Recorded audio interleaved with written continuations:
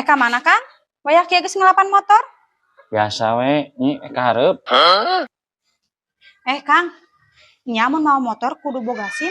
Nya atuh kudu boga SIM. Mun teu boga SIM kumaha Kang? Menang teu mawa motor. Boga SIM ge sabenerna mah teu nanaon. Ngan ari ceuk aturan pamarentah mah sakabeh anu marawa kendaraan bermotor kudu boga SIM. Eta ngaranna taat kana aturan lalu lintas. Terus lamun anu dibonceng kudu boga SIM teu? Nya alusna mah sarua kudu boga SIM. Bisi hiji waktu di jalan sakali ewang mawa motorna. Nih, engke ieu motor pangaluarkeun nya. Akang ngek mandi heula. Mung ah. Nah, kunaon ngaluarkeun motorna ulah ku abi. Nah, kunaon make mung? Pan abi mah can boga SIM Kang.